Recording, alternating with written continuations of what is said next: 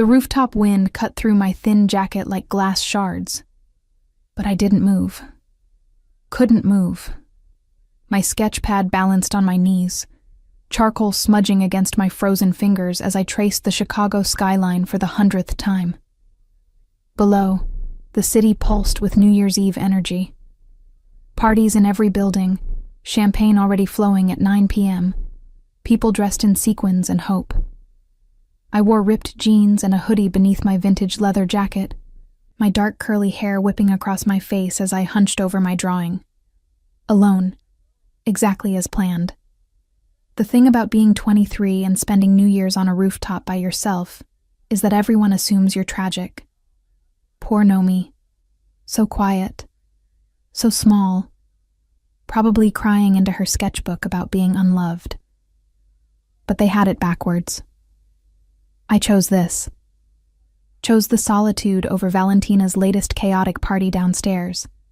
Over the obligatory smiles and small talk with people who saw me as Valentina's weird artist friend.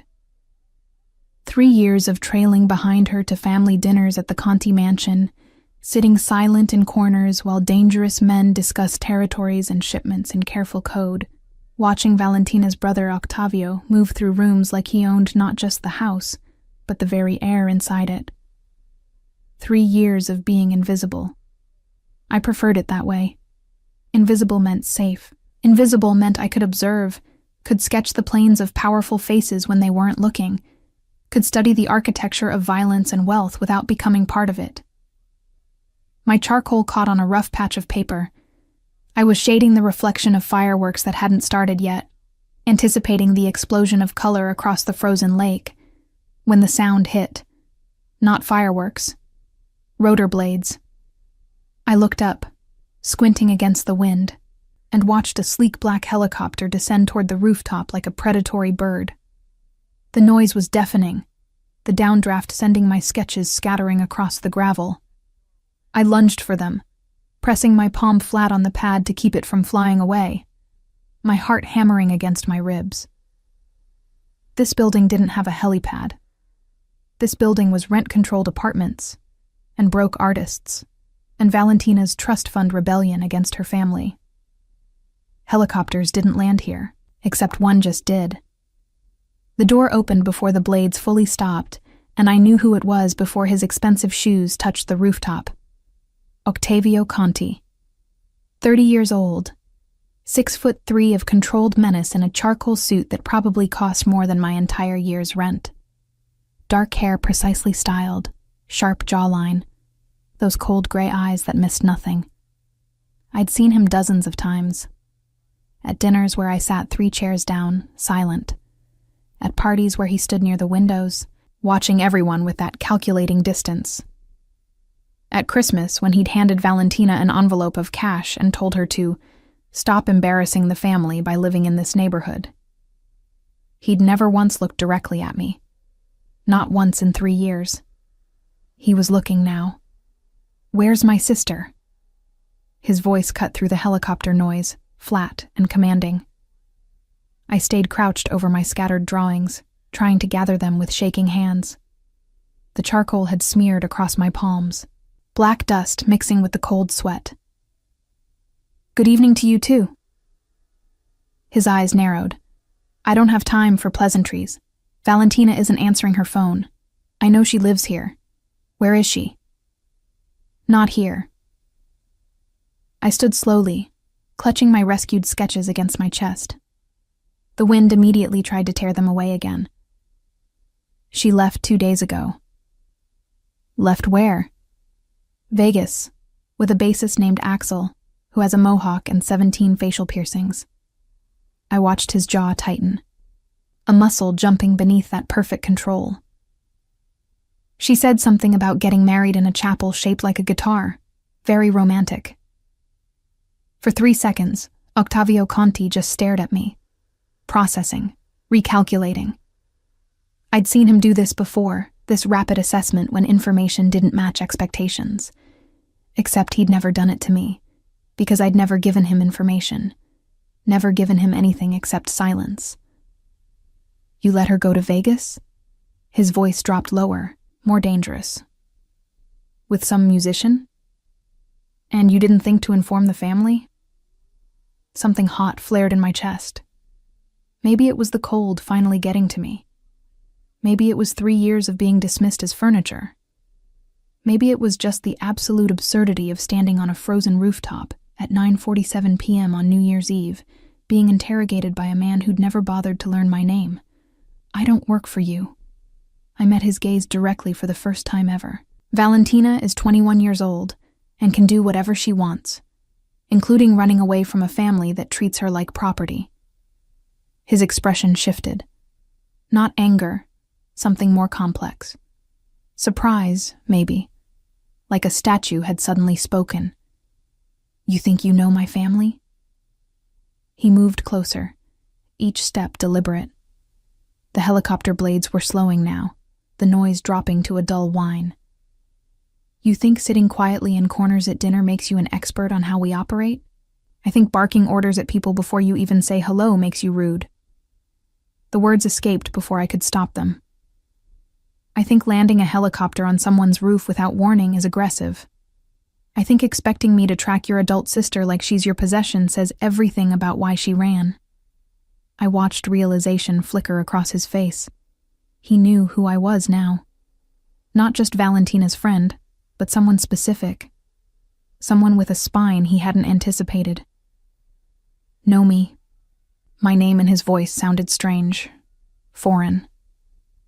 Nomi Marino, the tattoo artist, the invisible girl who sits 3 chairs down. I couldn't stop now, 3 years of silence breaking open. The one you've walked past 63 times without acknowledgement. But now you need something, so suddenly I exist. His eyes traveled over me slowly, reassessing, taking in the charcoal-stained fingers, the ripped jeans, the defiance I'd never shown before. You counted. I observe people. It's what I do. I gestured at my sketch pad. You're very predictable, actually. Always the same entrance, same position near windows, same exit timing. You scan rooms clockwise, check your phone every 11 minutes, and you only drink whiskey that's older than I am. Something that might have been amusement touched his mouth. That's very observant for someone invisible. Invisible people see everything. I tucked my drawings more securely under my arm. Now, if you'll excuse me, I have a New Year's to spend alone, by choice. I turned to leave, heading for the roof access door. Made it 3 steps before his voice stopped me. I need to find Valentina, tonight. Then you'll need to learn to say please before barking orders. I didn't turn around. Consider it a New Year's resolution. Being polite to people you need help from. Silence. Just the wind and the distant sounds of the city below. I waited, my hand on the door handle, cold metal burning against my palm. Please. The word sounded like it cost him. Help me find my sister. Please. I looked back over my shoulder. Octavio Conti stood in the center of the rooftop, helicopter behind him like a movie backdrop, looking at me with something that wasn't quite desperation, but definitely wasn't control. She won't answer your calls, I said, but she might answer mine, if I ask nicely, if I explain that you asked nicely. What do you want in exchange? The question shouldn't have surprised me. Everything was a transaction in his world. But hearing it stated so baldly, so matter-of-fact, made something in my chest ache. I want you to leave her alone if she's happy. I turned fully to face him. I want you to consider that maybe running away with a bassist is exactly what she needs. That maybe your version of protecting her is actually suffocating her. His expression hardened. You don't understand our world. I understand that she cries every time she has to go home for dinner. I watched that land, watched him absorb it. I understand that she's terrified of disappointing you. I understand that she loves you and resents you in equal measure because you can't see her as anything except something to control. That's not... He stopped himself. Recalculated again. I protect her. From what? Happiness? Choice? The possibility of making her own mistakes? We stared at each other across the rooftop, wind whipping between us. Below, someone set off early fireworks. Premature celebration, sparks against the dark sky. Call her, Octavio said finally. See if she answers. If she's safe and happy, I'll... He paused, clearly unfamiliar with compromising. I'll consider your perspective. I pulled out my phone, fingers clumsy with cold. Valentina answered on the second ring, her voice bright with alcohol and joy. Know me. Oh my God.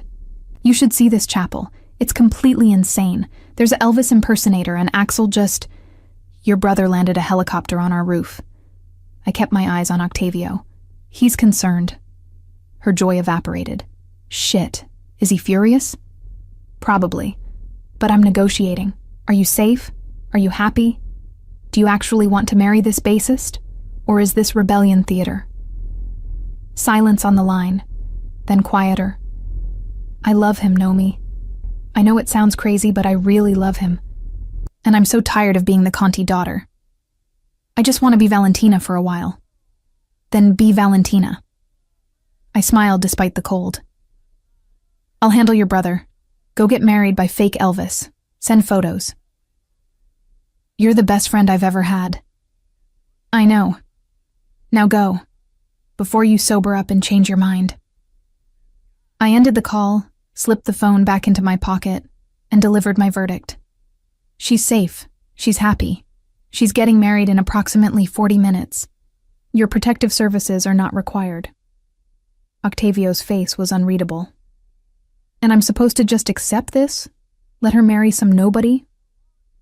You're supposed to trust that she's capable of making decisions about her own life. I moved toward the roof access door again.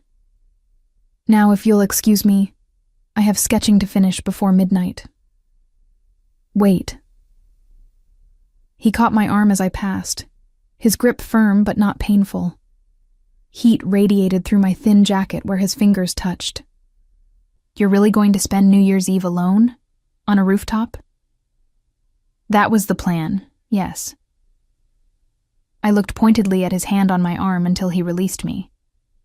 Some of us prefer solitude to forced celebration. I just canceled my flight back. He said it like a decision made mid-thought. Valentina won't be here. My evening just cleared. Congratulations on your newfound freedom. I pulled open the roof access door, already anticipating the relative warmth of the stairwell. Enjoy your flight home whenever you reschedule it. I'm staying here. He moved past me, blocking the doorway with his body. On this rooftop, until midnight. I blinked at him. Excuse me? You think I'm predictable. You think I only see people as possessions or threats. You think I don't know how to ask nicely. His gray eyes held mine with unsettling intensity. I'm going to prove you wrong. All of it. Starting with not leaving you alone on New Year's Eve. I want to be alone. No, you want to avoid the party downstairs because you're tired of being invisible in crowds. He leaned against the doorframe, completely blocking my escape. But I see you now, Nomi Marino, and I'm not leaving this rooftop until midnight. So you can either spend the next 2 hours ignoring me while you draw, or you can teach me how to be less predictable. My heart was doing something erratic in my chest. This wasn't happening. Octavio Conti wasn't staying on a frozen rooftop with me. He wasn't looking at me like I was a puzzle worth solving. He wasn't smiling that slight, dangerous smile that made my knees feel unstable. You're insane, I managed. Probably. He shrugged off his suit jacket, revealing the white dress shirt beneath. 4 buttons were already undone, exposing a triangle of tanned skin and the edge of a tattoo I'd never known existed.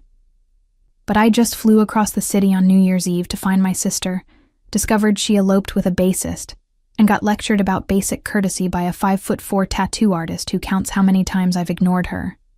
Insane seems appropriate. 5'5", I corrected automatically. His smile widened fractionally. My mistake. 5'5". Better? I stared at him, at this impossible situation, at the way he was settling in like he belonged on this rooftop as much as the gravel and snow. Below, the city counted down toward midnight. Above, early fireworks continued their premature celebration. Between us, something shifted that I didn't have words for yet. "Fine," I heard myself say. "But I'm not entertaining you. I'm finishing my drawings. You can freeze to death in silence or you can leave. Those are your options." Noted. He moved aside, finally clearing the doorway. But instead of going through it, I found myself walking back toward my original corner, settling onto the cold gravel with my sketch pad. Because leaving now would feel like retreating, like letting him win some contest I didn't know we were having. Octavio followed, surprisingly graceful for someone who commanded empires. He sat 3 feet away, close enough to talk, but far enough to respect my space. The gesture felt intentional, calculated. He was good at calculating. "What are you drawing?" he asked after a minute of silence. "The city, the lake, the fireworks that haven't started yet." "How do you draw something that hasn't happened?" "Anticipation." I showed him the sketch, the planned explosions of light I'd shaded in charcoal. Understanding the pattern well enough to predict it. His eyes moved over my drawing with genuine interest. "Like how you predicted my behavior. Clockwise scans, phone checks, window positions." "Exactly like that." I started a new sketch, my fingers warming up with movement. People are patterns. Most just don't realize how obvious their patterns are. "What's my pattern telling you right now?" I glanced at him from the corner of my eye, studying the way he sat. Controlled even in casual posture, but there was tension in his shoulders I'd never seen at family dinners. "That you're furious about Valentina, but trying to respect my opinion. That you're not used to sitting still. That you check your phone every 11 minutes even when you're trying not to. And that you're wondering why you're really staying on this rooftop instead of going home." His laugh was unexpected, genuine. Frighteningly accurate. "What's your pattern?" "I don't have patterns. I adapt." "Everyone has patterns, Nomi. You just hide yours better." He shifted slightly closer, close enough that I could smell expensive cologne mixed with helicopter fuel and cold air. "You've spent 3 years being invisible because it's safer than being seen. You count things obsessively because numbers are controllable when people aren't. You choose rooftops over parties because height gives you distance. And you're sketching fireworks that haven't happened yet because you're always preparing for things to explode." The accuracy made my chest tight. "Maybe you're more observant than I gave you credit for." "Maybe we both are." He pulled out his phone, checked the time. 97 minutes until midnight. What happens at midnight for the girl who draws explosions? Absolutely nothing. That's the whole point of being alone. Except you're not alone anymore. He stood suddenly, walked to the edge of the roof, and looked out over the city. "Come here. I want to show you something." I should have said no. Should have stayed in my corner with my drawings and my carefully planned solitude.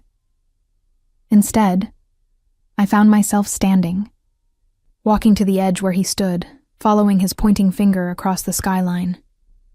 "See that building? The one with the green lights? The museum. I'm on the board of trustees. They're hosting a gala tonight." He checked his phone again. "I was supposed to be there. Black tie, champagne, speeches about art preservation and tax write-offs. Sounds terrible." "It is." He looked at me instead of the building. "But they have a collection of contemporary tattoo art on loan from São Paulo. Very controversial. Half the board wanted to reject it. Too lowbrow for their tastes." My hands stilled on my sketch pad. "You voted to include it." "I did." His expression shifted to something almost vulnerable. Because Valentina showed me your portfolio last year, your designs, the way you blend traditional technique with abstract concepts. You have real talent, Nomi. The kind that belongs in museums, not just on skin. The compliment hit harder than it should have. 3 years invisible, and suddenly he'd seen my work, remembered it, fought for it to be included in prestigious collections. I don't understand. The words came out smaller than I intended. Why would you do that? Why would you care? Because not everything I do is about control or possession. He turned fully toward me, close enough now that I could see the gray of his eyes wasn't solid, but flecked with darker storm clouds. Sometimes I recognize excellence and want to protect it. Sometimes I see potential and want to nurture it. Sometimes I notice things even when I'm pretending not to. You're saying you noticed me? At dinners? All those times? Every single time. His voice dropped lower, intimate in the cold air. The girl with charcoal under her fingernails who never spoke but listened to everything. Who sketched on napkins when she thought no one was watching. Who looked at my world like she was documenting it for some future testimony. I was documenting it. I couldn't lie, not when he was seeing me this clearly. Your world fascinates me. The architecture of power. The way violence and elegance coexist in the same room. The language you all speak in careful code. I wanted to understand it. Why? Because understanding things makes them less frightening. His hand came up, slowly, giving me time to move away. When I didn't, his fingers brushed along my jaw, tilting my face up toward his. Am I frightening, Nomi? Yes. The honesty felt dangerous. You're one of the most frightening people I've ever met. Good. His thumb traced my lower lip, gentle despite the word. Fear means respect. Means you're smart enough to recognize danger when you see it. But you're still here. Still standing on a rooftop with me instead of running away. Maybe I'm tired of running away from things. Or maybe you're finally ready to run toward something. His other hand came up, framing my face between his palms. Warm despite the freezing air, steady despite the wind. I'm going to kiss you at midnight, Nomi Marino. Fair warning. You have 93 minutes to decide if you want that to happen or if you want to disappear back into invisibility. My breath caught, and if I say no, then I'll respect that. I'll leave this rooftop. I'll go back to being the man you counted ignoring you 63 times. His eyes searched mine. But I think you're going to say yes. I think you've been waiting 3 years for someone to actually see you. And I think you're exactly as tired of predictable as I am. He released me then, stepping back, giving me space. My face felt cold where his hands had been. 93 minutes, he repeated, checking his phone one more time. Decide carefully. Then he walked away, back to the helicopter, pulled something from inside it. A bottle. Champagne. Expensive, obviously. The kind that appeared at Conti family celebrations, never at rooftop sketching sessions. If we're doing this, he called over his shoulder, we're doing it properly. Toast at midnight. New Year's tradition. I stood frozen at the edge of the roof, my sketch pad forgotten in my hands, watching Octavio Conti steal champagne from his own helicopter and settle back onto the gravel like he belonged there. Like this was normal. Like the next 93 minutes wouldn't change everything. 63 times he'd walked past me. 3 years invisible. And now, on the last night of the year, on a frozen Chicago rooftop, he was offering me a choice. Be seen. Or disappear forever. I looked at my drawings, at the fireworks I'd sketched before they happened. Anticipation, pattern, control. Then I looked at Octavio, who was completely unpredictable, who disrupted every pattern I'd built, who offered danger wrapped in honesty. 92 minutes, I said, walking back toward him, not retreating, advancing. "You'd better make them count." His smile was sharp and genuine and terrifying. "Bambina mia," he said softly, testing out an endearment that sent heat through my frozen body. I always do. 87 minutes until midnight, and Octavio Conti was asking me about tattoos. Not the safe questions people usually asked. Not, "Does it hurt?" Or, "What's the weirdest design you've done?" He wanted to know about the philosophy behind permanent marks, about why people chose pain to create beauty, about the trust required to let someone alter your skin forever. "It's intimate," I said, watching him pour champagne into paper cups he'd produced from somewhere. Expensive champagne in disposable cups felt like a perfect metaphor for this entire night. More intimate than people realize. You're literally under their skin, making something that will outlive arguments and breakups and sometimes the relationships themselves. Like a contract, written in ink and pain. He handed me a cup, our fingers brushing. Even through the cold, I felt the heat of the contact. Binding, exactly like that. I took a sip, the bubbles sharp against my tongue. Except contracts can be broken. Tattoos are forever, even when you regret them. "Do you have regrets?" His eyes traveled over my visible skin, searching for marks. "Tattoos you wish you could erase?" I pulled up my left sleeve, revealing the intricate mandala that wrapped around my forearm. Black and gray, geometric precision mixed with organic flow. "This one. I did it myself when I was 19. The symmetry is slightly off on the lower quadrant. Drives me insane every time I look at it." He leaned closer, studying the design with genuine interest. His finger traced the pattern, following the lines. "I don't see the flaw." "That's because you're not a perfectionist obsessed with mathematical precision." I pointed to the subtle deviation, the place where my hand had cramped and the angle shifted by maybe 2 degrees. "There. See how the curve doesn't match the opposite side?" "No." He looked up from my arm to my face, still close enough that I could count his eyelashes. "I see a beautiful design executed with remarkable skill. The imperfection makes it human, makes it real." Spoken like someone who's never created anything permanent. His hand went to his collar, fingers working the 5th button of his shirt. "Want to test that theory?" Before I could answer, he pulled the shirt open further, revealing his chest. And there, over his heart, was a tattoo I'd never seen, never known existed. An eagle, wings spread, rendered in stunning black and gray realism. The detail was extraordinary, each feather distinct, eyes fierce and intelligent.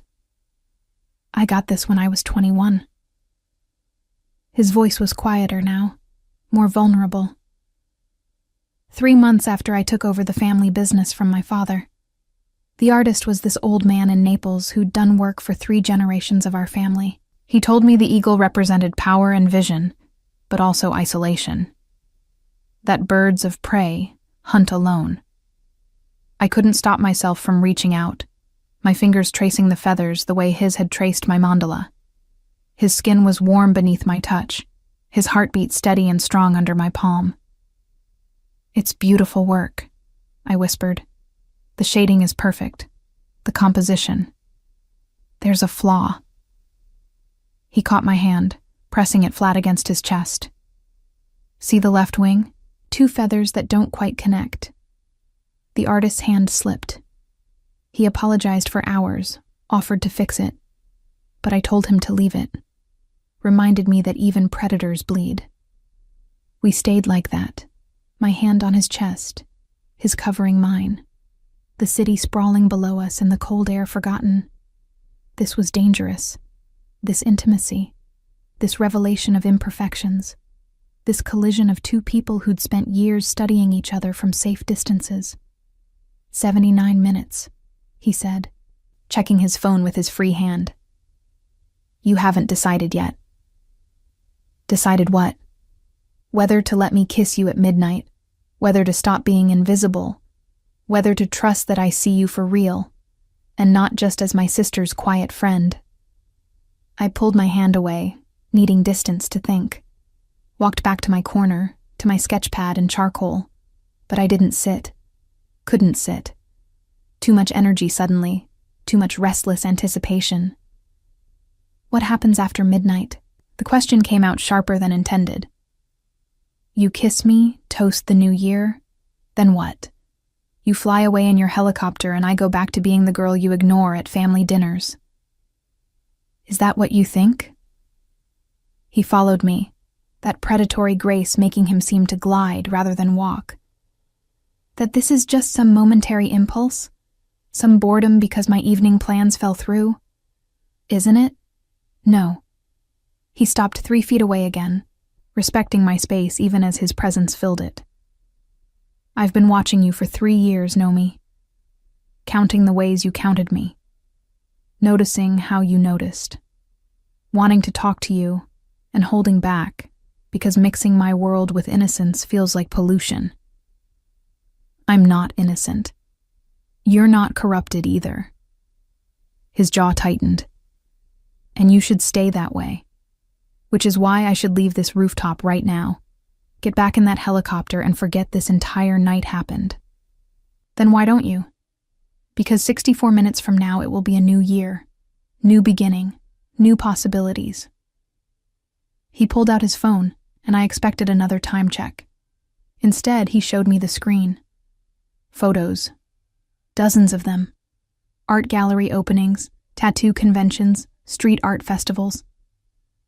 I've been to every show you've exhibited in for the past 18 months, standing in the back, never approaching, just watching you talk about your work, watching you come alive in a way you never do at my family's dinners.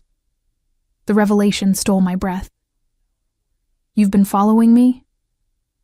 I've been supporting you, anonymously. He scrolled through more photos. The grant you received last spring to study traditional Japanese techniques in Osaka, that was my foundation. The studio space that mysteriously became available when you needed to leave your old location.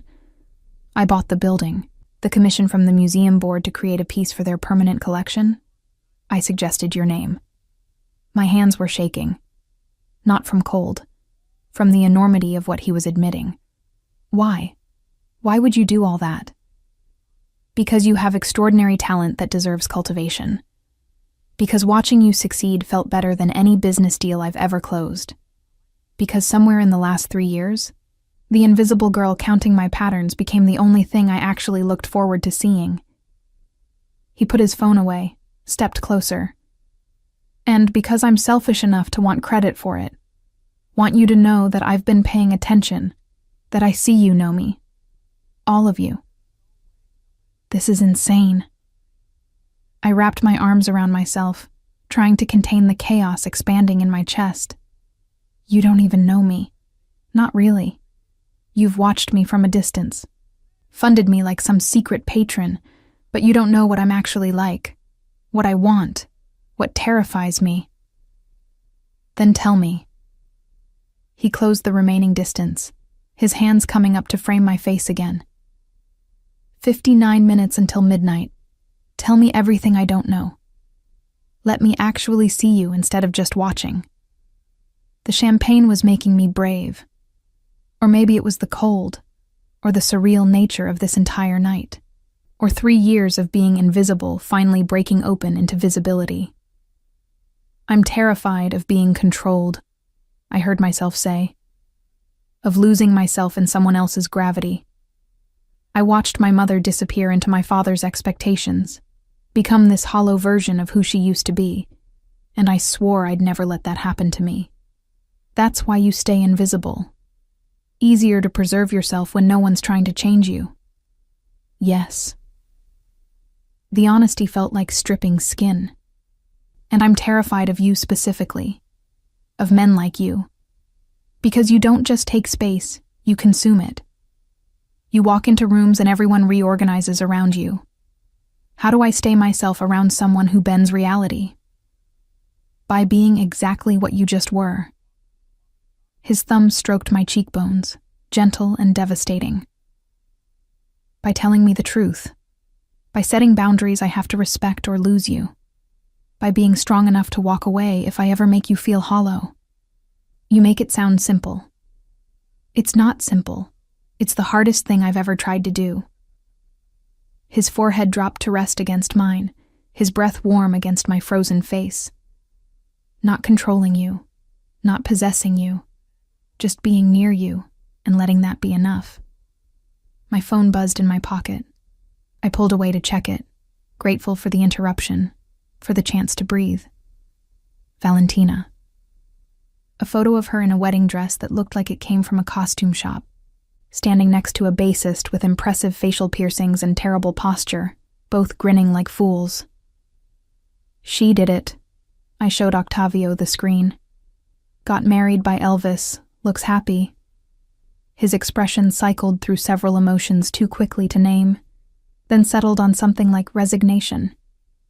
She does look happy, ridiculous, but happy. You're really going to let this go? Not send someone to drag her back? Not threaten the bassist? I'm going to try something radical. He took another sip of champagne, grimaced slightly at the cold. I'm going to trust that my sister knows what she needs, that forcing her back would only push her further away, that maybe the girl counting my patterns was right about me needing to learn when to release control. Character development in less than an hour. Impressive. Don't sound so surprised. You've already changed me more than you realize. He gestured at the rooftop, at the helicopter standing silent, at the champagne, and the cold, and the abandoned gala. I don't do spontaneous, Nomi. I don't cancel plans. I don't sit on frozen rooftops drinking from paper cups. But here I am, completely off script. And it feels terrifying, exhilarating. His smile was genuine, unguarded. Like maybe being predictable was another form of prison, and you just handed me a key. We finished the champagne as midnight approached, trading stories about worst tattoo requests, favorite hidden spots in Chicago, the difference between loneliness and solitude. He told me about taking over his father's empire at 21, about the pressure of legacy and violence and maintaining control. I told him about my mother's disappearance into marriage, about choosing art over security, about the terror and freedom of permanent marks. 30 seconds, he said, checking his phone one last time. Decision time, Bambina mia. Do I get my midnight kiss, or do we part as friends who shared champagne and honest conversation?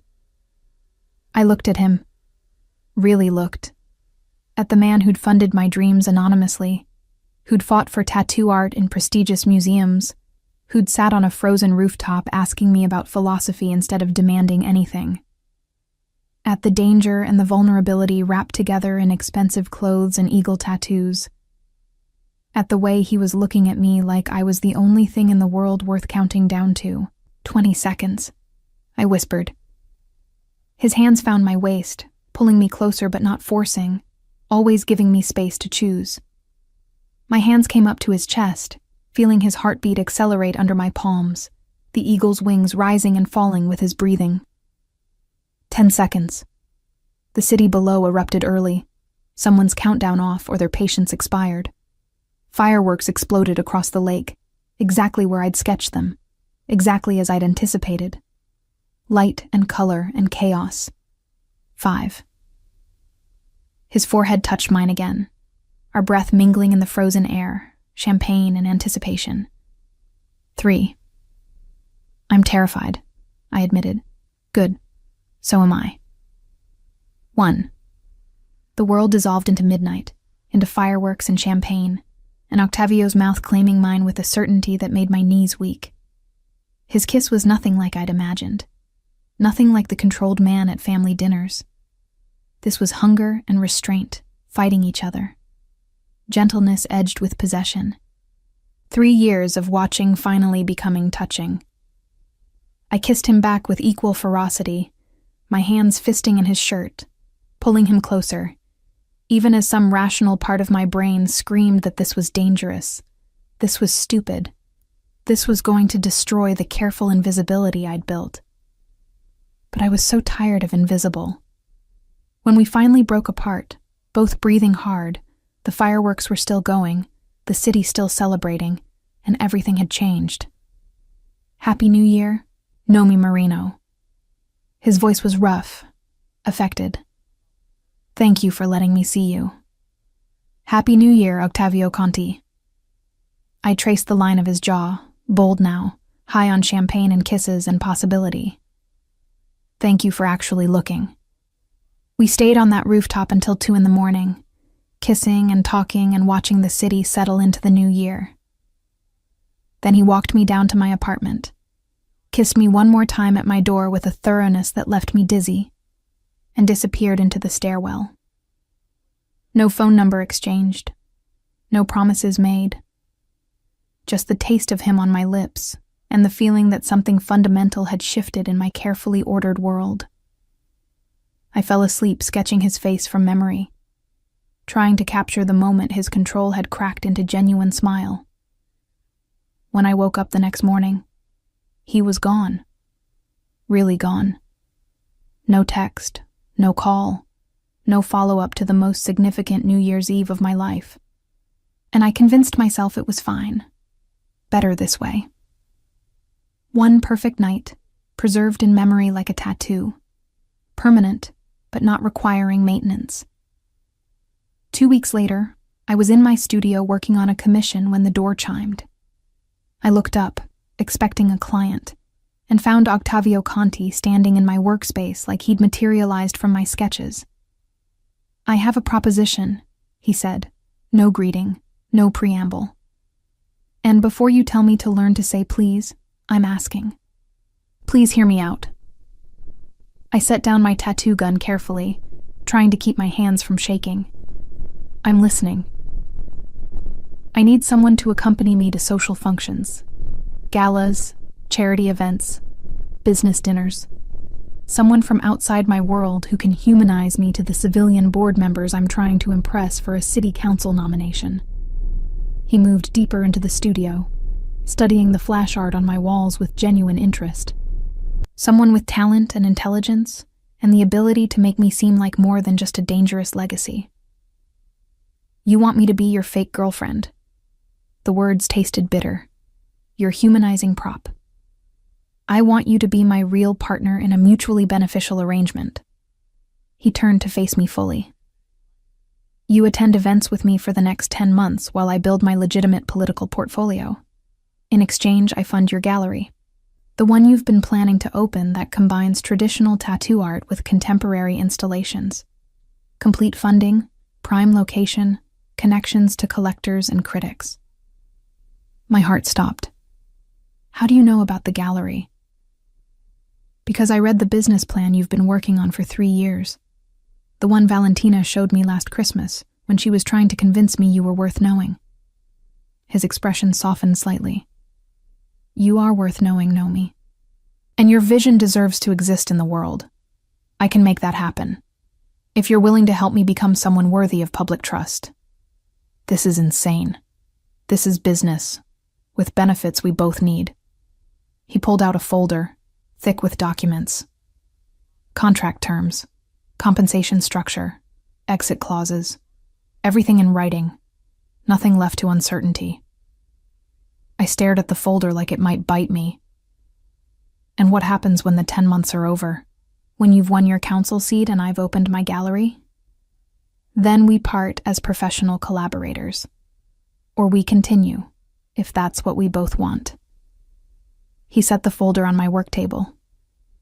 No pressure, no expectations beyond the agreed terms. Just 2 people helping each other achieve goals that matter.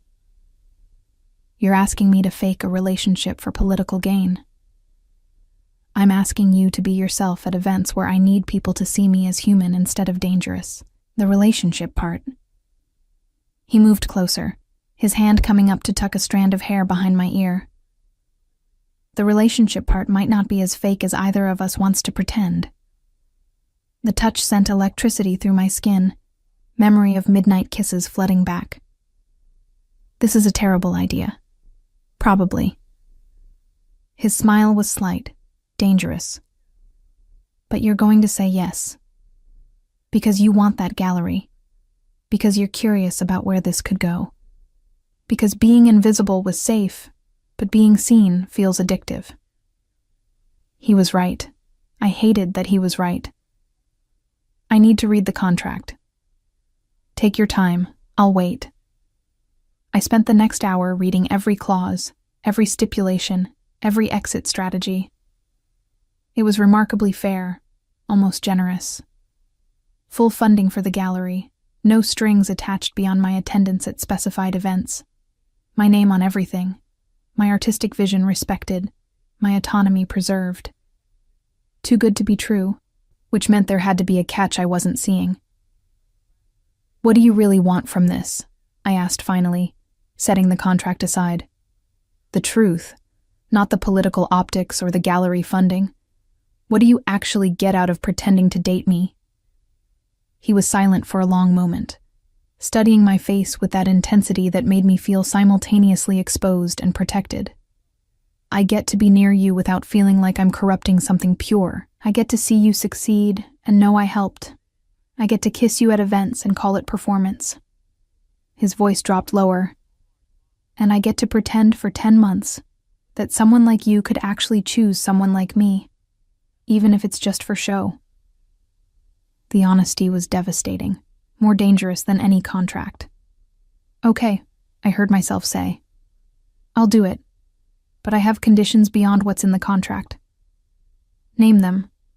No lying, not to each other. If this starts feeling wrong, we talk about it. If feelings change, we acknowledge it. No pretending in private that we're pretending in public. Agreed. And if I ever feel like I'm disappearing into your world, like I'm becoming my mother, you let me walk away. No questions, no consequences, just freedom. His jaw tightened, but he nodded. You have my word. You'll always be free to leave. Then we have a deal. I extended my hand for a professional shake. He took it, pulled me close, and kissed me instead. Deep and claiming and absolutely inappropriate for a business arrangement. When he released me, my lips were swollen and my heart was racing, and I knew with absolute certainty that I'd just agreed to something that would change everything. First event is Thursday, he said, straightening his shirt like he hadn't just destroyed my equilibrium. Gala at the art museum. Dress code is cocktail formal. I'll send a car. I can take the train. You can, but you won't. Because part of this arrangement is letting me take care of logistics. He moved toward the door, that predatory grace making him seem to float. Get used to cars and drivers and security, Bambina Mia. It's part of the package. After he left, I stood in my empty studio, staring at the contract that would fund my dreams and potentially destroy my carefully maintained independence. 10 months. I could do 10 months of pretending, of galas and kisses that might not be fake, of being seen by someone who'd spent 3 years watching from the shadows. What could possibly go wrong? The first 3 months passed in a blur of designer dresses and champagne I didn't have to pay for, of gallery openings where Octavio's hand stayed possessively at the small of my back, of learning to smile through political small talk while internally cataloging exit routes and calculating the cost of freedom. The gallery was taking shape in a converted warehouse in the West Loop, my vision manifesting in exposed brick and industrial lighting and wall space, designed to showcase both traditional tattoo flash and contemporary installations. Octavio had been true to his word, funding everything, connecting me with contractors and collectors, never once trying to influence the artistic direction. In public, we were perfect. The dangerous legacy and the talented artist, reformation through love, power softened by creativity. His poll numbers were climbing steadily, and the media ate up our story like candy. In private, we were complicated. You're doing it again, I said, watching him check his phone for the 4th time in 10 minutes. We were in his penthouse, the floor-to-ceiling windows showing Chicago spread out below like a circuit board of lights. It was late April, almost midnight.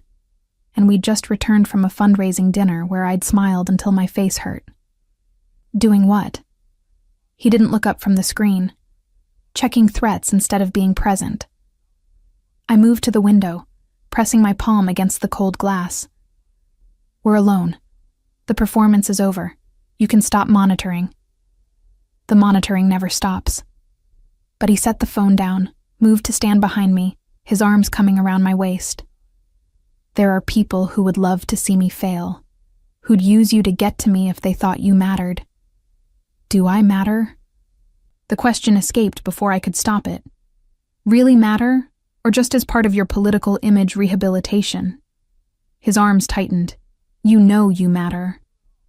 I know you kiss me like I matter. I know you funded my dream.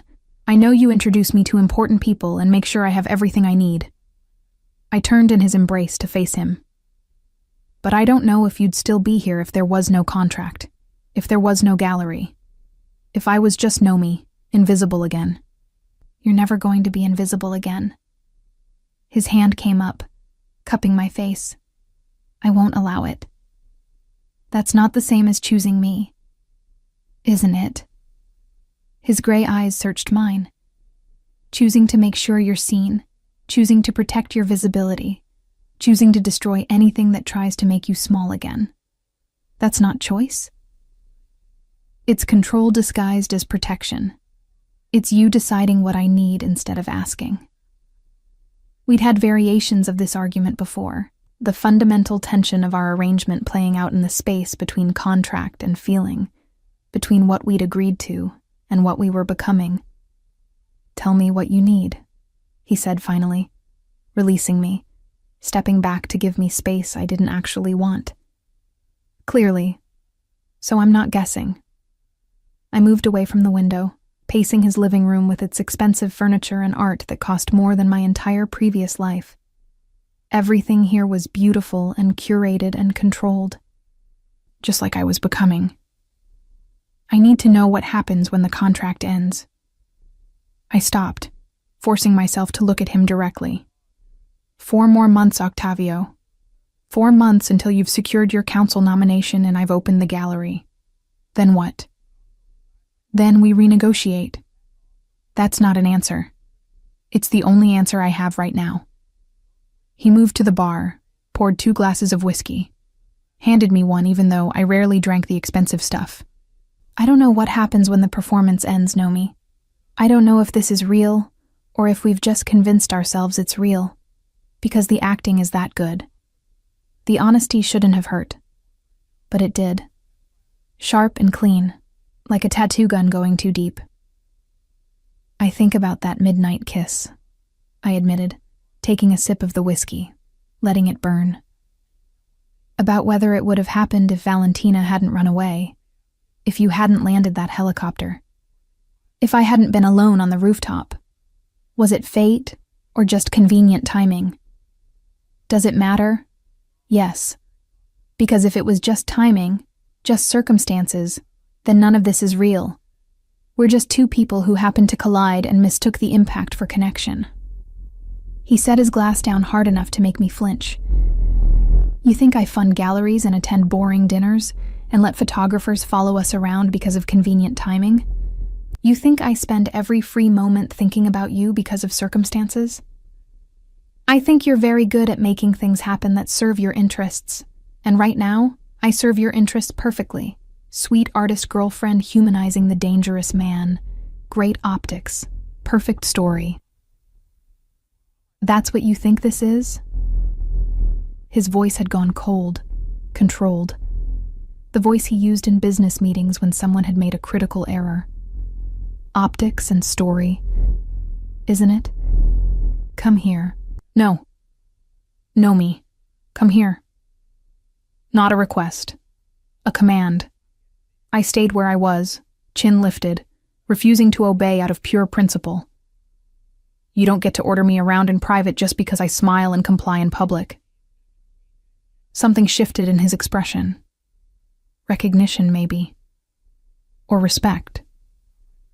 He crossed the distance instead, moving into my space with that predatory grace that still made my pulse jump after 3 months.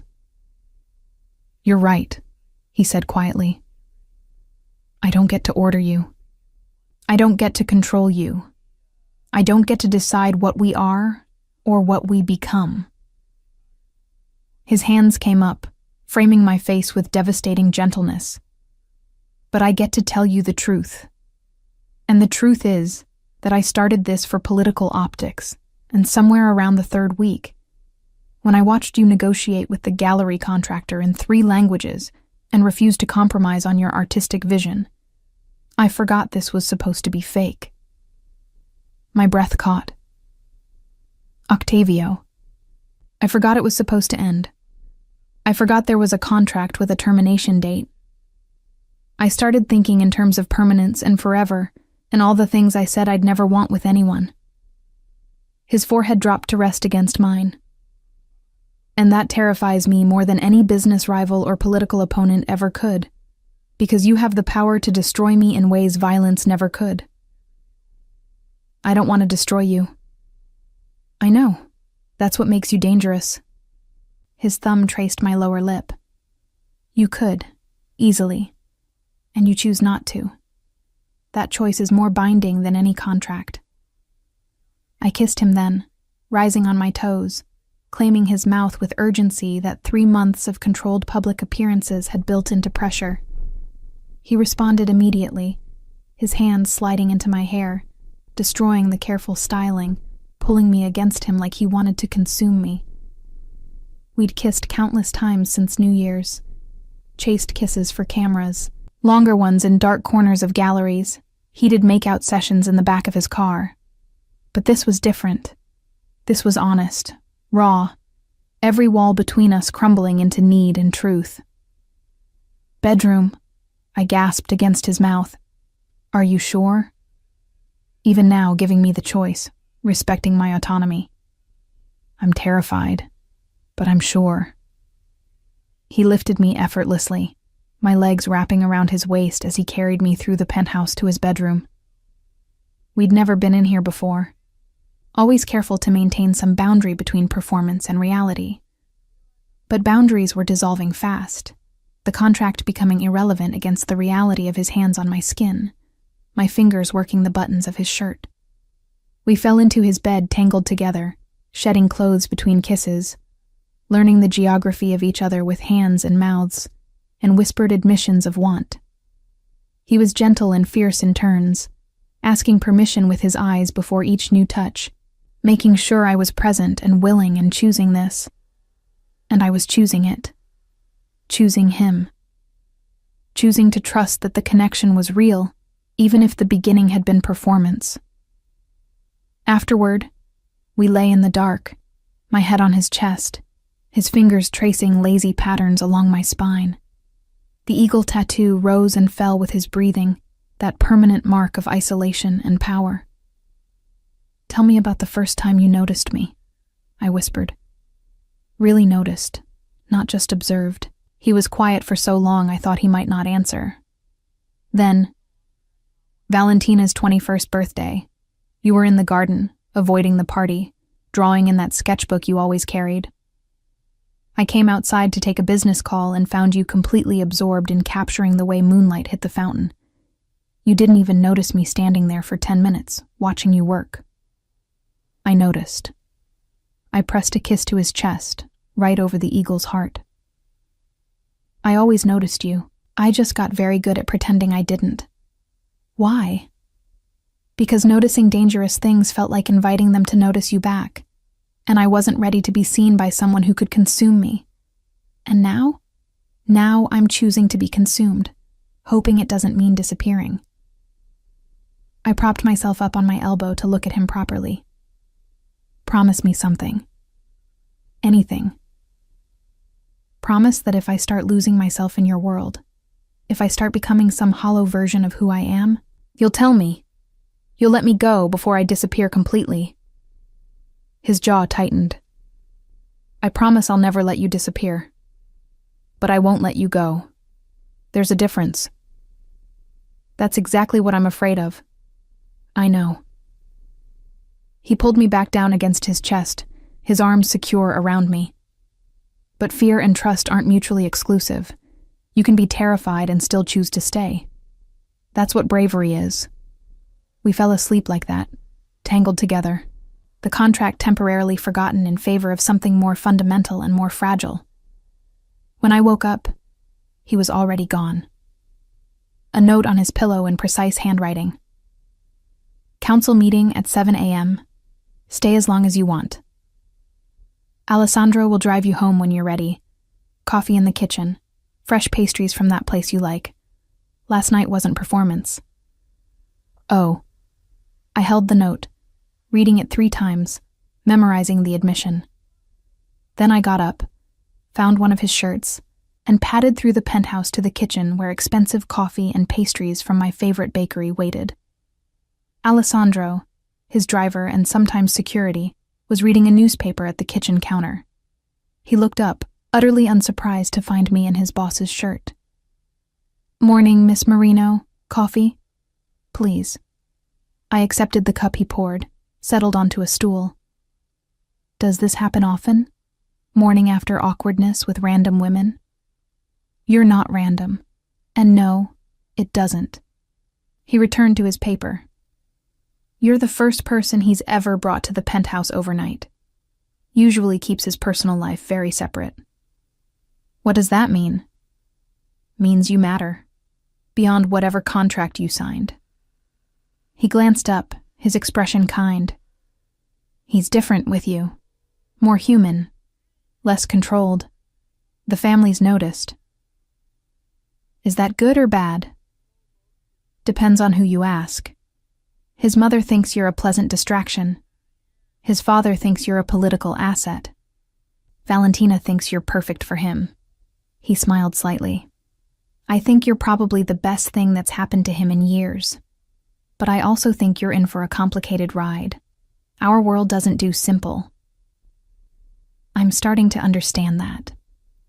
I returned to my apartment 2 hours later, my hair still messy from his hands, my skin still marked with his kisses.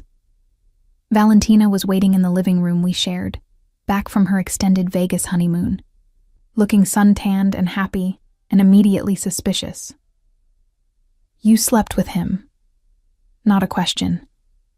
"Good morning to you too." "Nomi, you slept with my brother, the one you were supposed to be fake dating for a business arrangement." She followed me to my room, completely ignoring my attempts at privacy. "Tell me everything." So I did. The whole messy truth. From the midnight kiss to the contract to last night's dissolution of boundaries. She listened without interrupting, her expression cycling through surprise and concern, and something that might have been approval. "You love him," she said when I finished. "I don't know what I feel. It's too complicated to be love." "Nomi, you spent 3 years watching him from a distance. You memorized his patterns. You counted how many times he ignored you, because each time hurt.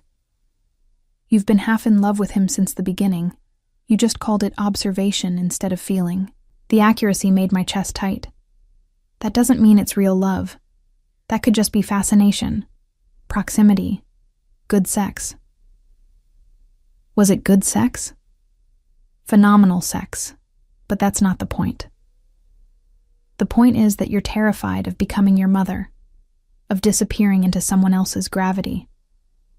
She took my hand, squeezed it. "But Nomi, you're not her.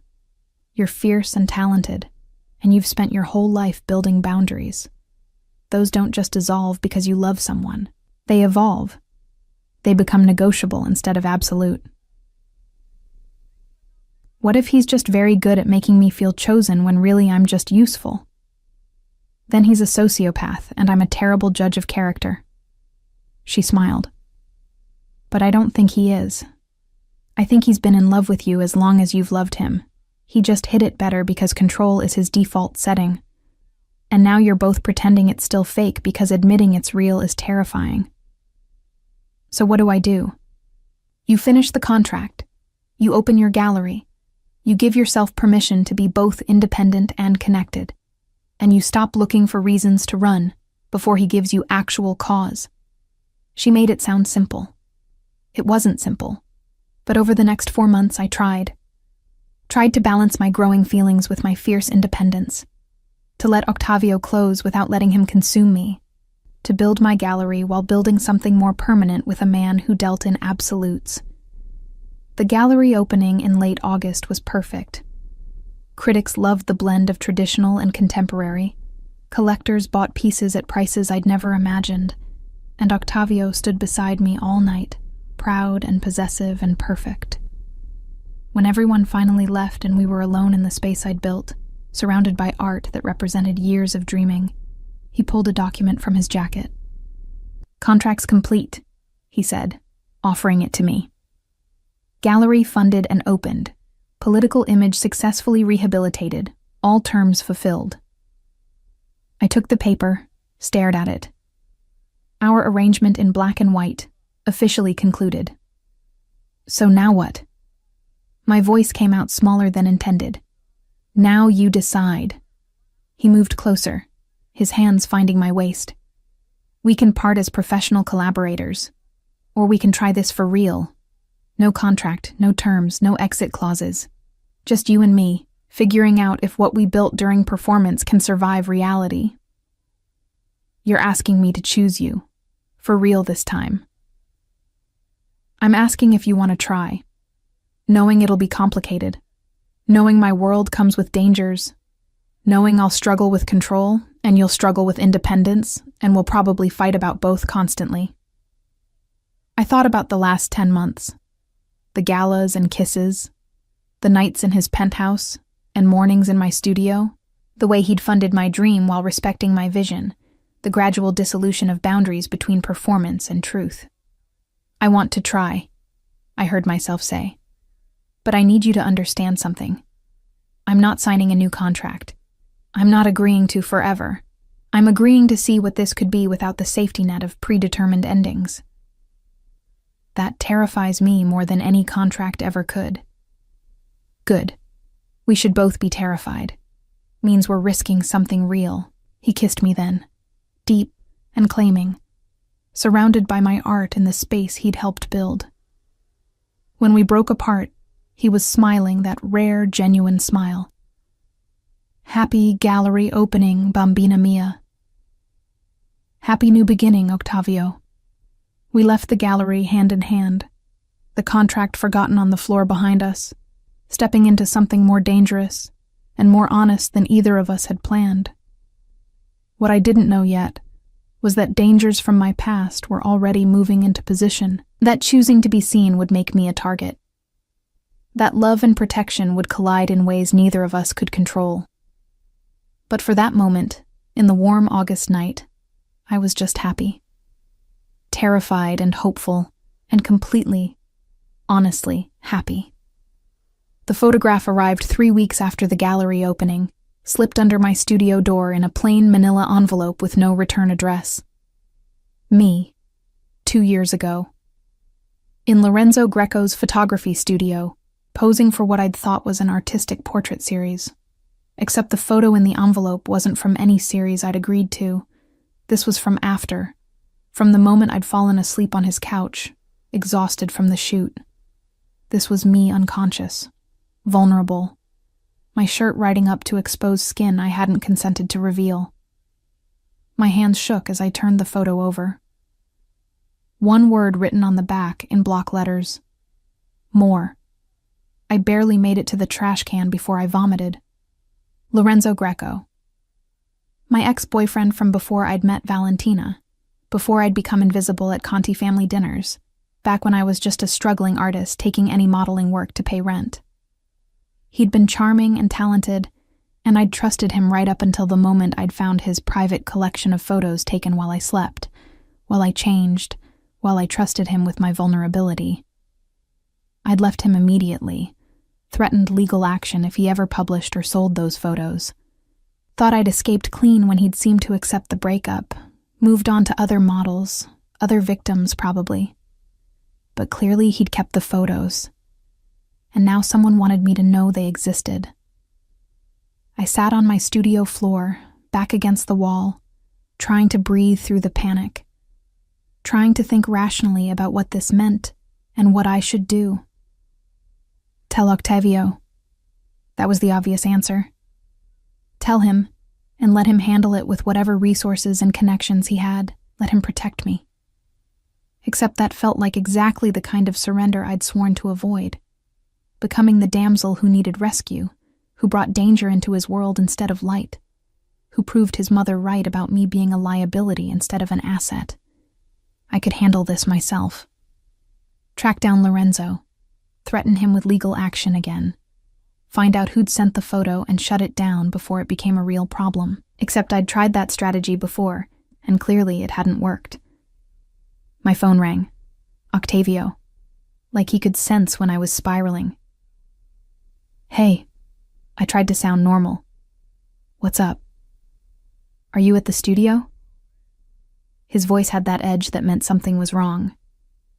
Don't leave. I'm sending Alessandro to pick you up. Why? What happened? Just trust me. Stay inside, lock the door. Don't open it for anyone except Alessandro.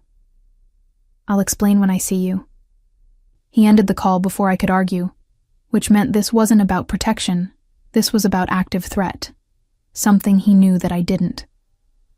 I shoved the photo back in its envelope, locked my studio door, and waited. Trying not to think about how many more photos Lorenzo might have. Trying not to calculate how much damage they could do to Octavio's political career, to my gallery's reputation, to the life we'd been carefully building. Alessandro arrived 7 minutes later, knocked our agreed pattern, waited for me to verify through the peephole before I opened the door. Miss Marino, Mr. Conti asked me to bring you to the penthouse immediately. What's happening? He'll explain, but we need to leave now. His hand hovered near the weapon I knew he carried under his jacket. Please don't argue. I didn't argue. Just grabbed my bag with the envelope inside and followed him to the car, my mind racing through scenarios, each worse than the last. The ride to Octavio's penthouse took 15 minutes through late afternoon traffic. Alessandro kept checking mirrors, taking random turns, clearly making sure we weren't followed, which meant the threat was real and immediate, and probably connected to the photo I'd received. Octavio was pacing when I entered the penthouse, his phone pressed to his ear, his free hand clenched into a fist. He looked up when I walked in, relief and fury warring across his face. She's here. I'll call you back. He ended the call, crossed to me in 3 strides, his hands framing my face, checking me for damage. Are you okay? Did anyone approach you? Did anything unusual happen today? Besides you sending armed security to collect me. I pulled the envelope from my bag, handed it to him. This happened about an hour ago. I watched his face as he opened it, watched the fury crystallize into something cold and lethal. He studied the photo for 10 long seconds, then turned it over to read the word on the back. Who took this? His voice was terrifyingly calm. My ex-boyfriend, Lorenzo Greco, photographer. I posed for him 2 years ago before we broke up. I didn't know about these photos until I found his collection. I threatened legal action. I thought he'd destroyed them. Clearly he didn't. Octavio set the photo down carefully, like it might explode. And now someone's using them as leverage. Leverage for what? And for me to withdraw from the council race. For you to disappear from my life. For us to publicly end our relationship and issue a statement about it being a business arrangement all along. He pulled out his phone, showed me a text message from an unknown number. I received this 2 hours ago. The message was blunt. Drop out of the race, or we release everything. Your artist girlfriend's secrets. Your family's less legitimate business dealings. Your father's connections to organized crime. You have 48 hours to decide. My stomach dropped. This is because of me, because I brought my past into your world. This is because someone's desperate to keep me off the council. You're just the most obvious pressure point.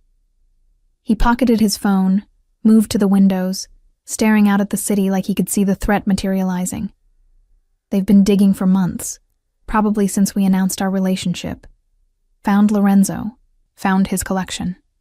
Found enough to build a narrative that damages both of us. So what do we do? You do nothing. You stay here under security, completely protected while I handle this. That's not a solution. That's you deciding how to manage me. That's me keeping you safe. He turned from the window, his expression harder than I'd ever seen it. This is my world, Nomi. The part I've been trying to keep you separate from. The part where people use photographs and threats and violence to get what they want.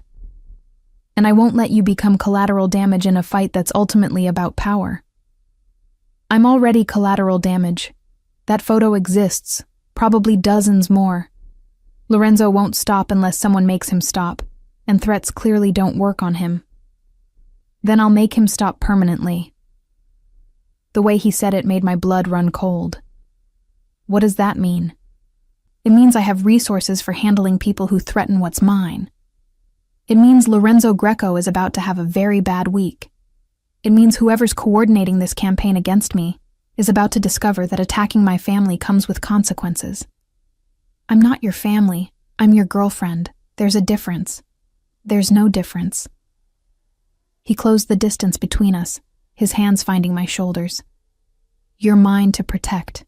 You're mine to avenge. You're mine in every way that matters, contract or no contract. And I will burn down anyone who tries to use you against me. There it was, the possessiveness I'd been afraid of, the consuming control disguised as protection, the thing my mother had drowned in, the thing I'd sworn to never accept. You don't get to decide that, I said, stepping back from his grip. You don't get to handle my problems by making them stop permanently without my input. This is my past, my mistake, my vulnerability. I get a say in how it's addressed. Not when addressing it puts you in danger. Being with you puts me in danger. That's the reality of your world, Octavio. I accepted that when I agreed to try this for real.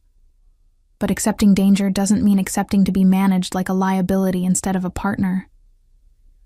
We stared at each other, the fundamental conflict of our relationship crystallizing into this moment. His need to protect versus my need for agency. His world of absolute control versus my refusal to be controlled. Tell me what you want me to do then, he said finally, his jaw tight with the effort of surrendering control. Tell me how you want to handle this. I want to confront Lorenzo myself. Find out who hired him to release the photos. Get copies of everything he has so we know the full extent of what we're dealing with. Absolutely not. That puts you directly in contact with someone who violated your consent once and is threatening to do it again. Then come with me. Bring Alessandro. Bring your entire security team. But let me face this instead of hiding while you handle it. He was silent for a long moment, clearly fighting every instinct that told him to lock me in a fortress and destroy threats from a distance. You go nowhere without security, he said finally. You say nothing that could be used against you, and the moment I determine the situation is escalating, we leave.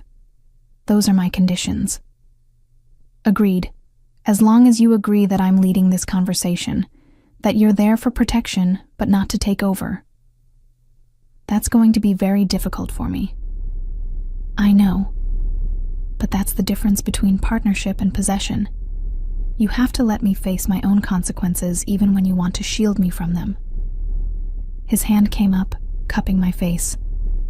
I hate this. I hate that you're in danger because of choices I made to be public with you. I hate that I can't just eliminate the threat and keep you safe. You can keep me safe. By standing beside me instead of in front of me. By trusting that I'm strong enough to handle this. You're one of the strongest people I know. That's not the question. The question is whether I'm strong enough to watch you face danger and not lose my mind. Guess we're about to find out. We found Lorenzo 3 hours later at his studio in Wicker Park. the same space where he'd photographed me 2 years ago. Alessandro had tracked him down through connections I didn't want to examine too closely, and now we stood outside the building, Octavio radiating controlled fury beside me.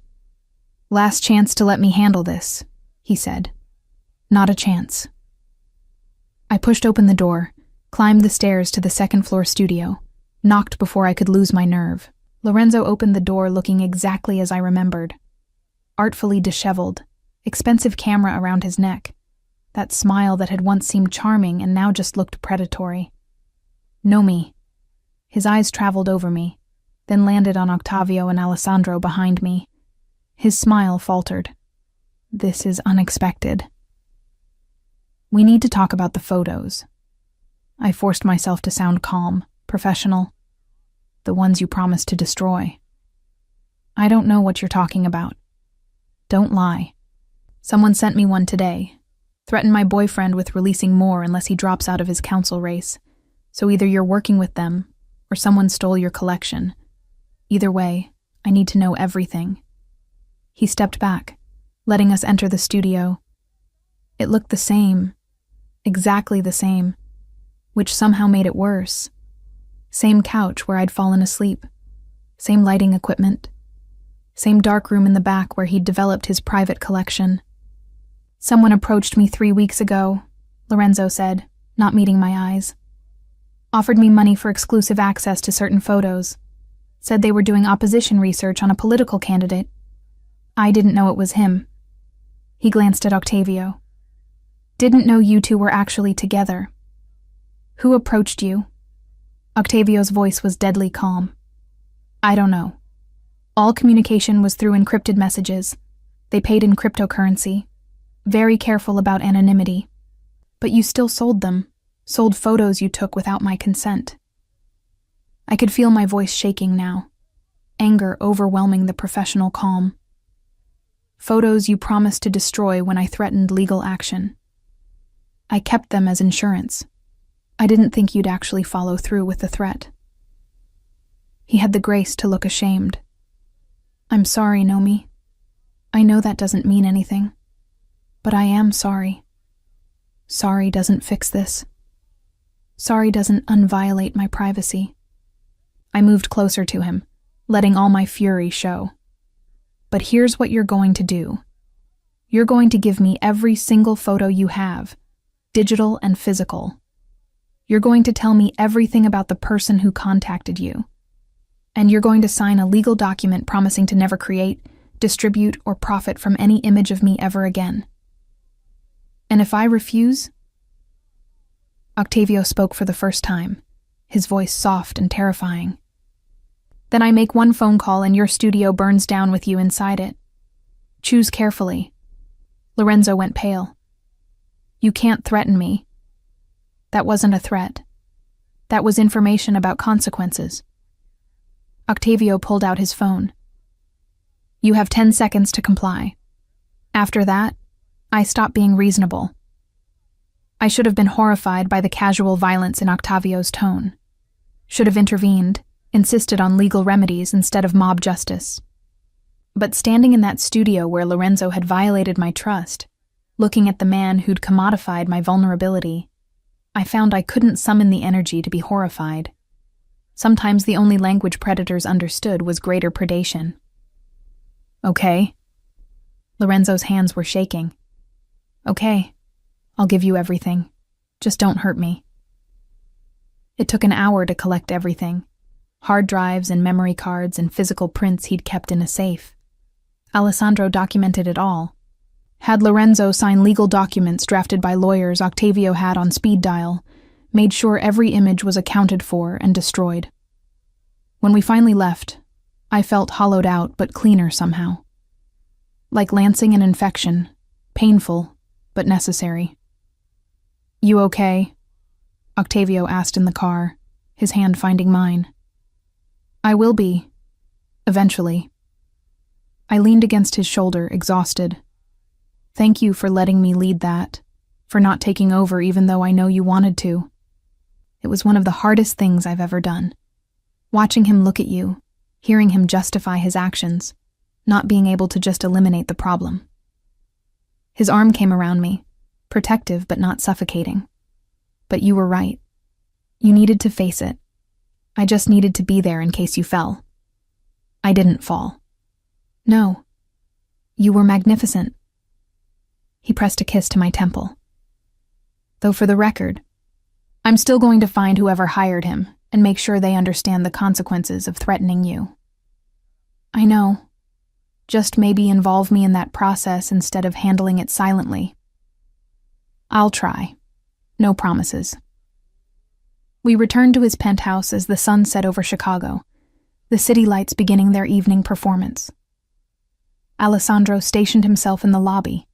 Extra security materialized at entry points, and I was effectively under lockdown until the threat was fully neutralized. I hate this, I said, staring out at the city I couldn't freely move through anymore. Feeling trapped because someone decided to weaponize my past. It's temporary, until I identify and eliminate the source. And then what? The next person who decides I'm a weakness to exploit? The next scandal they try to manufacture? How many times do we go through this before it becomes my permanent reality? He was quiet, clearly understanding the larger question beneath my words. Are you asking if this relationship is worth the danger it brings? I'm asking if I can maintain my independence while being perpetually protected. If I can still be myself while being yours. You're always yourself. That's what makes you dangerous to people who rely on controlling narratives. He pulled me away from the window, turning me to face him. But you're right that being with me comes with costs. Being seen with me makes you a target. Being protected by me limits your freedom. And I don't know how to fix that without either leaving you vulnerable or keeping you caged. So we're at an impasse. We're at a decision point. You can choose safety in separation or danger in connection. I'll respect whatever you choose, even if it destroys me. I thought about the last 10 months. The contract in the gallery and the gradual dissolution of boundaries between performance and reality. Thought about Lorenzo's studio and the photos now destroyed and the feeling of facing my violation with Octavio beside me instead of alone. Thought about my mother disappearing into my father's control versus actively choosing danger while maintaining my core self. I choose danger, I said finally. But I need you to promise something. Anything. Promise that you'll keep choosing partnership over protection when those two things conflict. That you'll let me stand beside you in fights instead of always shielding me from them. That you'll trust my strength even when it terrifies you. That's asking me to fundamentally change how I approach protecting the people I love. I know, but it's the only way this works. The only way I don't become my mother. He pulled me close, his forehead resting against mine. I promised to try. To fail sometimes, probably frequently, but to keep trying. To choose us over my need for control. That's all I'm asking. Effort and honesty. We sealed it with a kiss that tasted like new agreements and old fears, and the dangerous hope that maybe we could build something that honored both safety and freedom. 2 weeks later, Octavio identified the source of the blackmail attempt. A rival political family with organized crime connections who'd seen him as a threat to their control of the council. He handled it with swift brutality I chose not to examine too closely, and the threat evaporated as quickly as it had materialized. Life returned to what passed for normal in our world. Gallery events and political fundraisers, mornings in my studio and nights in his penthouse, learning to negotiate the space between independence and connection. But the photographs had changed something fundamental, had proven that being with Octavio meant accepting a level of danger and scrutiny that would never fully disappear, that choosing to be seen meant accepting the costs of visibility, and I'd chosen it anyway, chosen him, chosen us, even knowing that greater dangers were probably already forming in the shadows, waiting for their moment to strike. The months after Lorenzo's exposure settled into a rhythm that felt almost sustainable. Almost. Octavio won his council seat in November by a decisive margin, My gallery's second exhibition in December sold out completely, and we spent our first holiday season together navigating family dinners where his mother still looked at me like I was temporary, and his father calculated my worth in political capital. Valentina, at least, was genuinely happy for us. She and Axel had returned from Vegas to actually build a life together, and watching her navigate marriage with someone who saw her as an equal partner, instead of property, gave me hope that I could do the same. But hope and reality were different countries, and I was learning the border between them was heavily guarded. It was late January when the real scope of Octavio's world revealed itself. I'd known intellectually that the Conti family had connections to organized crime. That legitimate business was code for money laundering and territory control disguised as real estate investments. I'd known and chosen to look away from specifics, to focus on the Octavio who funded galleries and fought for tattoo art in museums, instead of the Octavio who made people disappear when they threatened his family. But ignorance was a luxury I'd been allowed, not a permanent condition, and that luxury evaporated the night I walked into his study unannounced, and found him with blood on his knuckles and murder in his eyes. Don't. His voice stopped me in the doorway. Don't come in here right now, Nomi. Go back to bed. But I'd already seen. The man kneeling on the floor, face swollen and bleeding. Alessandro standing guard with a weapon visible for the first time in my presence. The cold calculation on Octavio's face that I'd never seen directed at a human being before. What's happening? My voice came out steady despite my racing heart. Business, not your concern. Please leave. If it's happening in your study while I'm in your bed, it's my concern. I stepped fully into the room, forcing myself to look at the damage, to not turn away from this reality.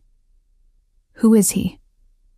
Someone who thought he could steal from my family, someone who needs to understand consequences. The man on the floor looked up at me, desperate. Please, I have kids. I'll pay it back, I swear. Please don't let him kill me. Something cold settled in my stomach. Octavio, come into the hall with me. Now. For a moment, I thought he'd refuse. Thought he'd choose the violence over me, prove every fear I'd ever had about being consumed by his world. But then he moved, following me into the hallway, closing the study door behind us. You can't ask me to stop, he said before I could speak. This is how my world works. This is what keeps us safe. What keeps you safe? By torturing people who steal from you?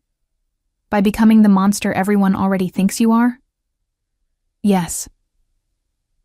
No apology in his voice, just cold honesty. Because mercy gets interpreted as weakness, and weakness in my world gets people killed, including the people I love. So you'd rather kill first? Hurt people who might have families, might have made desperate choices, might deserve a chance to make it right? He stole from us 3 times, Nomi. This isn't a desperate choice. This is calculated theft, and the consequences were clearly communicated. His hands clenched, the bloody knuckles stark evidence of violence I'd pretended not to see. I don't enjoy this. But I don't get to choose whether to enforce rules. I just get to choose how brutal the enforcement is. I looked at him, really looked at the man I'd chosen to love, the gallery patron and council member and thoughtful partner. And beneath all that, the enforcer, the legacy of violence, the Conti heir who'd been trained from childhood to make hard choices without hesitation. What happens to him? I asked quietly. After you're done enforcing consequences? He lives, because I'm trying to build something different, trying to transition this family into legitimate operations. But he lives knowing that next time, if there is a next time, I won't be merciful. And this is merciful? Blood and terror and trauma? Compared to what my father would have done? Yes. Compared to what the man he stole from expected me to do? Absolutely. His expression was hard, unyielding. This is the line I walk, Nomi, between the violence my family expects and the legitimacy I'm trying to build. And sometimes the line runs right through human bodies. I felt sick. Not because I didn't understand the logic, but because I did. Because in his world, with his responsibilities, this probably was the most merciful option available. Because compromise between different forms of terrible was still terrible. I need air. I turned toward the penthouse exit. I need to not be here for this. Alessandro will take you wherever you want to go. I want to go alone. That's not safe. Not at 2 a.m. Not when people know you're connected to me. His hand caught my arm, gentle despite the blood still staining his knuckles. Please. Let Alessandro drive you. Let me know you're protected even if you hate me right now. I don't hate you. I'm terrified of becoming complicit in this, of letting love make me okay with things that should never be okay. Then don't be complicit. Draw your line and hold it. Tell me what you can accept and what you can't. But do it while protected, while safe, while giving us a chance to figure out if there's a path forward that doesn't require you to compromise your integrity.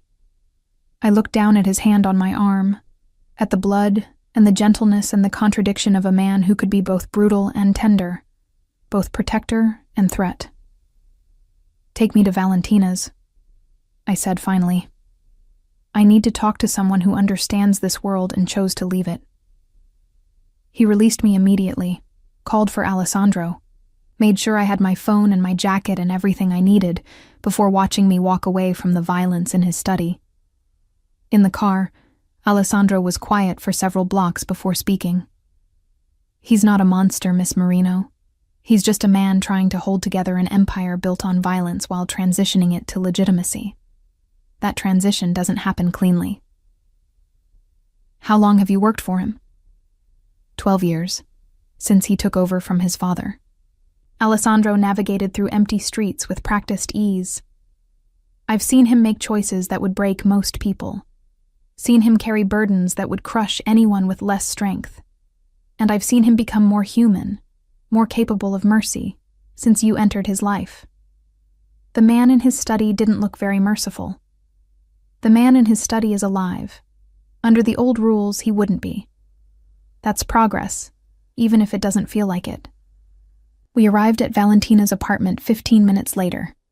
She opened the door in pajamas, took one look at my face, and pulled me inside. What did my brother do? No judgment, just weary recognition. I told her everything.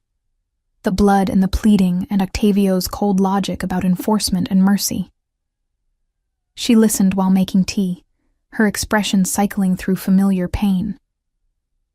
This is why I left, she said finally, handing me a cup. This exact situation. Loving someone from that world, knowing what they're capable of, trying to reconcile the person you love with the violence they commit, in service of family and power. How did you choose? How did you decide if you could live with it? I couldn't. That's why I'm here with Axel instead of there with them. She settled beside me on the couch. But Nomi, you're not me. You're stronger, more capable of holding boundaries while maintaining connection. And Octavio is trying in ways my father never did. Trying to be better, to transition the family business, to limit damage.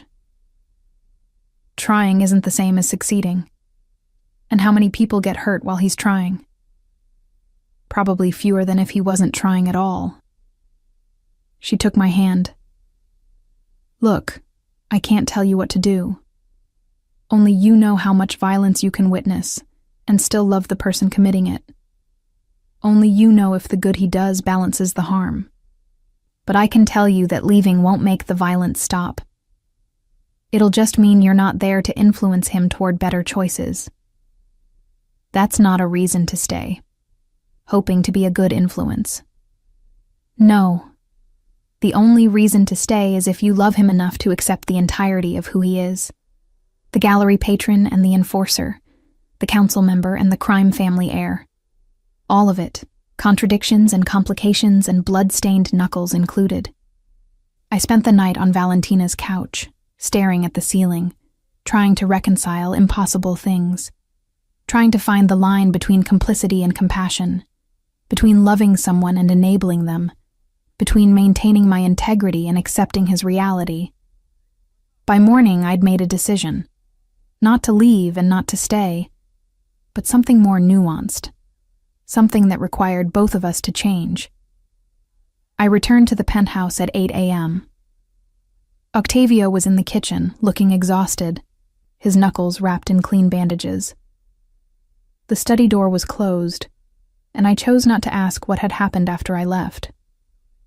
"We need new rules," I said without preamble. "If this is going to work, if I'm going to be with you completely instead of just the sanitized version, we need boundaries." He set down his coffee cup, giving me his full attention. "I'm listening. I don't want details about enforcement. I don't want to know specifics about violence or threats or any of the brutal choices you have to make. But I also don't want you hiding things from me. So there's a middle ground we need to find. Honesty without graphic detail. You want to know what I'm doing without knowing how." "Exactly. I want to trust that you're making the most merciful choices available within an immoral system. But I can't witness the enforcement, can't be present for the violence, can't become numb to things that should horrify me." He nodded slowly. "That's fair. What else?" "I want a voice in the transition, in moving the family business toward legitimacy. You say you're trying, but I want to be part of that effort.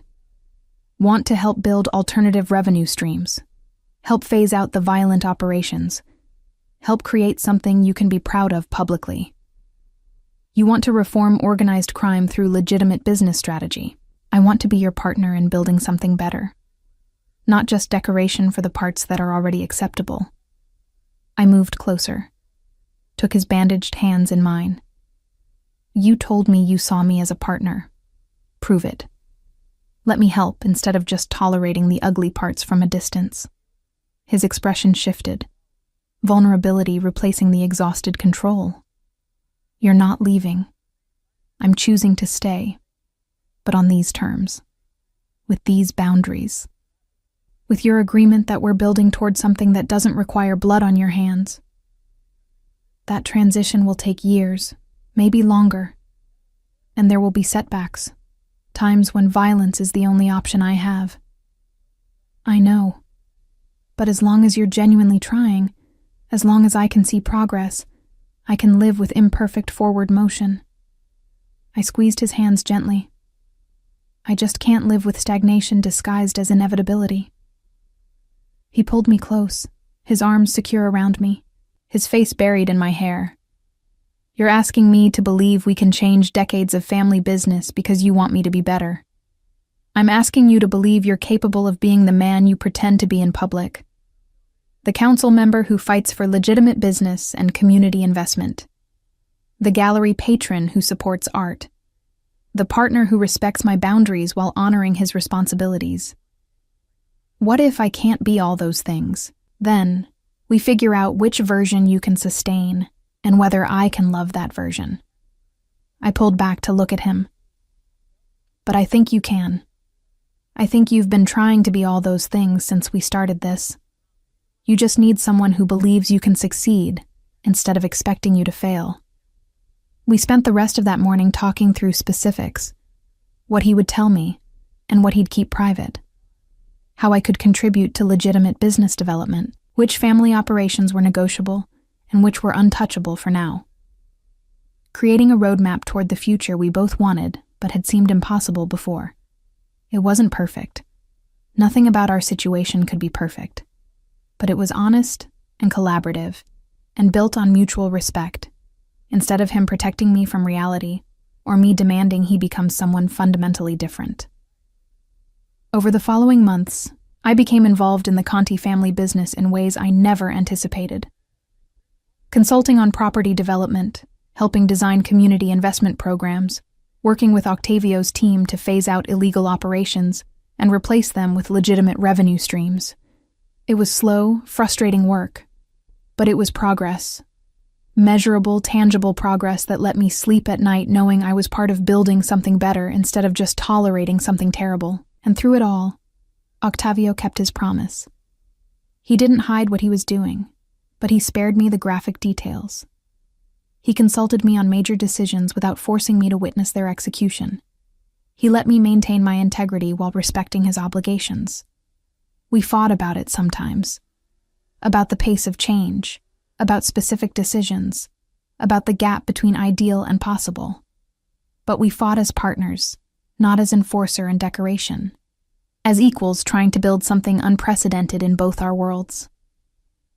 By late spring, a year and a half after that first midnight kiss on a frozen rooftop, we'd created something that felt sustainable. Not perfect, never perfect, but real and honest, and built on mutual choice instead of convenient timing. I thought we'd finally found our balance. Thought the worst challenges were behind us. I had no idea that my past was about to collide with his present in ways that would test everything we'd built. That old photographs might be destroyed, but old enemies never really disappeared. That choosing to be seen meant accepting that you could never control who was watching or what they'd do with the information. The web had been closing around us for months. We just hadn't felt it tighten yet. The package arrived at the gallery on a Tuesday morning in late May, delivered by courier with no return address. Inside was a tablet, already powered on, displaying a video ready to play. I should have called Octavio immediately. Should have followed protocol and let security handle anything suspicious. But curiosity or stupidity or fate made me press play. Lorenzo's face filled the screen. Not the scared, compliant Lorenzo from his studio 18 months ago, but someone harder, more desperate. Nomi, if you're watching this, I'm already dead or disappeared, which amounts to the same thing in your boyfriend's world. He glanced off camera nervously. I need you to know that giving you those photos, signing those documents, that wasn't the end of it. I had backups, cloud storage your people didn't know about, and I sold access to someone who makes the last blackmailer look like amateur hour. My hands went numb. They're planning something big. Not just releasing photos or destroying Octavio's political career. Something that uses your past to leverage his family connections, force them into a deal that benefits some Eastern European syndicate trying to establish operations in Chicago. He leaned closer to the camera. I'm sorry. I know that doesn't matter. But I am sorry. I thought I was just selling photos for cash. I didn't know I was putting you in this kind of danger. The video cut to black, replaced by a text message. We have everything. Photos, video, details about your relationship timeline. Proof your gallery was funded by organized crime money. You have 48 hours to convince Octavio Conti to agree to our terms, or we release it all. Destroy his career, your reputation, and expose the Conti family's criminal operations to federal investigation. Instructions will follow. I stood frozen in my gallery, the tablet heavy in my hands, the weight of consequences finally crushing down. Everything I'd feared about being with Octavio, about being seen, about my past becoming weaponized, was materializing exactly as my worst nightmares predicted. My phone rang. Octavio, like he always knew when I was spiraling. Don't say anything, I answered. Just come to the gallery, alone if possible, and prepare for everything to get much worse. He arrived 12 minutes later with Alessandro despite my request for solitude, took one look at my face, and pulled me into his office without questions. I handed him the tablet, watched him watch Lorenzo's confession, saw his expression cycle through fury and calculation, and something that looked almost like resignation. How bad is this? I asked when the video ended. Very bad. Eastern European Syndicate is probably the Kozlov organization. They've been trying to establish territory here for 2 years, getting blocked by existing families including mine. He set the tablet down carefully. This is their entry strategy. Force us into partnership by threatening federal investigation that would dismantle generations of infrastructure. So what do? You do nothing. You stay protected while I handle this. We're not having this argument again. I moved to block his exit from the office. I'm not the damsel who needs sheltering while you sacrifice yourself to protect me. That's not who we are anymore. This is different. This isn't enforcement or business strategy. This is existential threat to everything my family has built. And they're using you as the leverage point because they know I'll burn the world to keep you safe. Then let's burn the world together instead of you doing it alone. I caught his hands, the ones that had held me and hurt others and built impossible things. You promised we were partners. You promised I got a voice in major decisions. This qualifies. His jaw tightened, that familiar war between protection and partnership playing across his face. What are you proposing? I'm proposing we call their bluff. Release the information ourselves on our terms before they can weaponize it against us. The idea had been forming since I'd finished Lorenzo's video, desperate and possibly stupid, but it felt right. Control the narrative instead of letting them control it. You want to publicly admit our relationship started as a business arrangement? That your gallery was funded by money connected to organized crime? That photographs exist of you without your consent? He pulled his hands free, started pacing. That destroys everything we've built. Your reputation, my political career, the entire transition strategy for making the family legitimate. Or it removes their leverage entirely, removes the scandal and the secret and the power they have over us. I followed him, forcing him to look at me. We admit the truth, all of it, but we frame it our way. The business arrangement that became real love. The funding that gave an artist opportunity regardless of source. The violation of consent by an ex-boyfriend that we've already addressed legally. Federal investigation will still happen. The photos alone won't trigger it, but admitting organized crime funding will. Then let it happen. You've been transitioning operations anyway, phasing out illegal revenue, building legitimate businesses. Federal investigation might actually accelerate that process. I caught his hands again. And maybe it removes you from having to be the enforcer. Removes the burden of blood on your hands because external pressure forces the change you've been trying to create voluntarily. He stared at me like I'd suggested voluntary crucifixion. You're proposing we destroy everything to save everything. I'm proposing we choose honesty over controlled narrative. Choose being public about our complications instead of hiding them. Choose each other over protecting image. I moved closer. You told me once that I made you want to be the man you pretend to be in public. This is your chance to actually become that man. Not perfectly, not without consequences, but authentically. This will hurt you as much as it hurts me. Probably more. I know. But I'd rather be hurt honestly than protected by lies. I thought about my mother, about disappearing into someone else's control. And I'd rather face consequences as your partner than watch you sacrifice yourself to protect me. That's not love, Octavio. That's possession disguised as care. For a long moment, he just looked at me. Then he pulled out his phone, made a call. Get me Carter Investigations, the forensic accountants we used for the property audit, and find me the best crisis PR firm that handles political scandals. I need them at the penthouse in 2 hours with strategy options for voluntary disclosure of complicated truths. He paused. And call my father. Tell him we need family meeting. Everyone. Tonight. No excuses. He ended the call, turned back to me.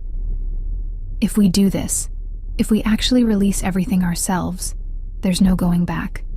Federal investigation, media scrutiny, probably the end of my political career, and possibly criminal charges depending on what they find. I know. Your gallery might be seized as proceeds of crime.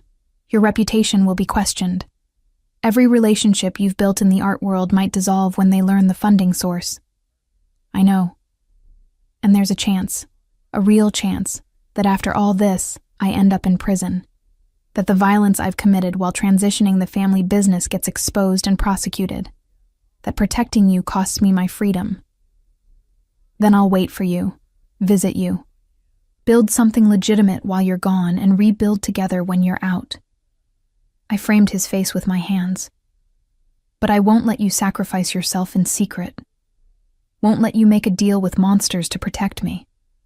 Won't be the excuse you use to compromise everything you've been trying to become. Something broke in his expression, the control cracking to reveal raw emotion underneath. I love you, more than power or legacy or freedom. More than I've ever loved anything. I love you too, which is why we do this together or not at all.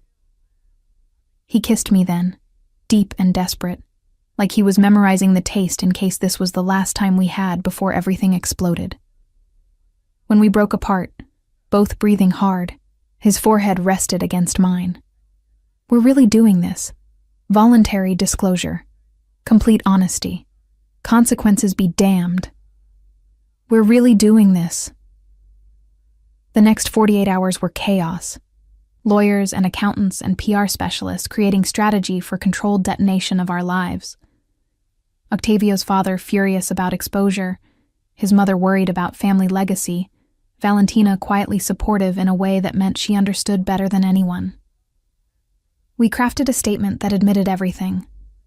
The business arrangement origin story, the organized crime funding, Lorenzo's photographs and our response to them, the ongoing federal cooperation Octavio was volunteering for to transition family operations to legitimate business.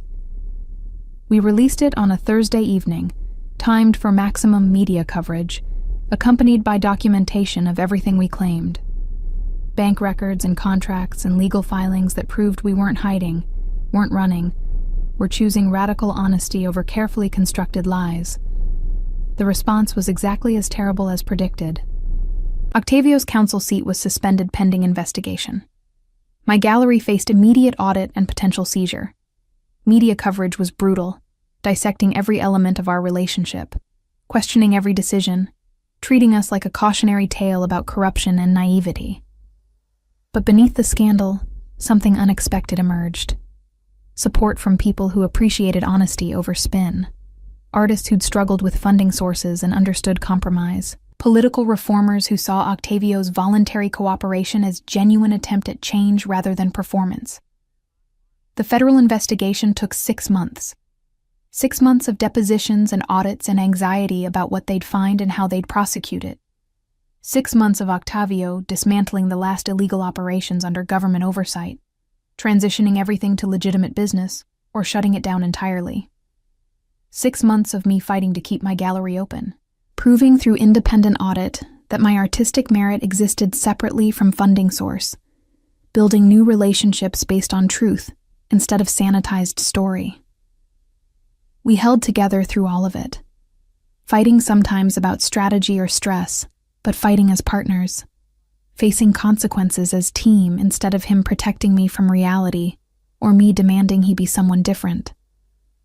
In December, almost exactly 2 years after our first New Year's Eve together, the investigation concluded. Octavio was offered a deal: probation, community service, and permanent exit from any leadership role in family business in exchange for testifying about organized crime structures and helping dismantle remaining illegal operations.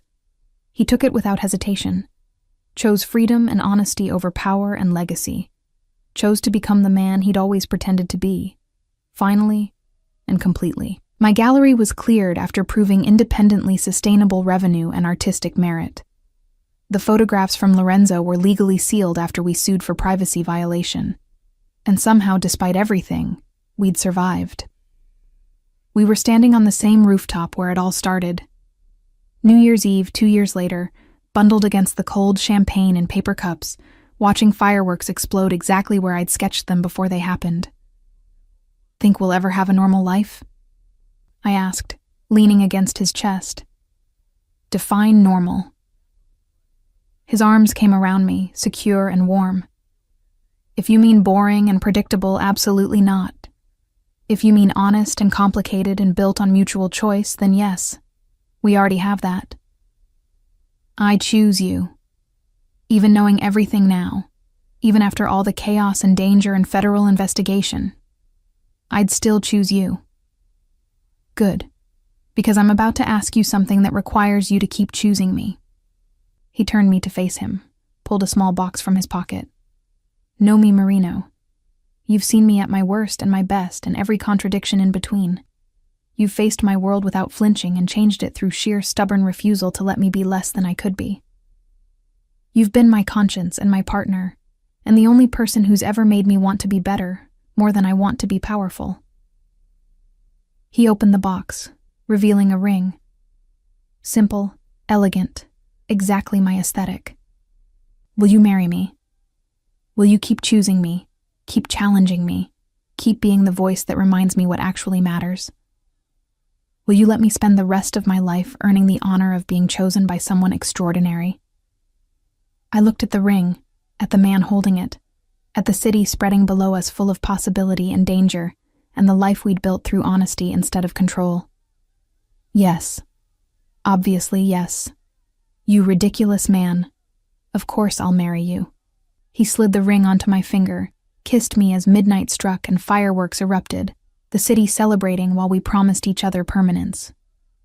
Happy New Year, Bambina mia. Happy new beginning, Octavio. We married 3 months later on the same rooftop.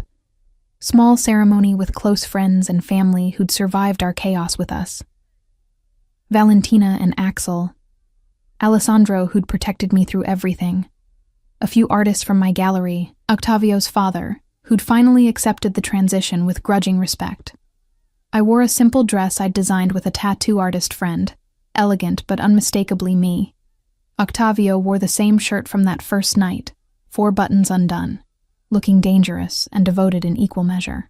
When we exchanged vows, we promised honesty over comfort, partnership over possession, choosing each other every day instead of assuming permanence made effort optional. And when we kissed as married partners, surrounded by people who knew our whole complicated story and loved us anyway, I felt completely seen and completely myself.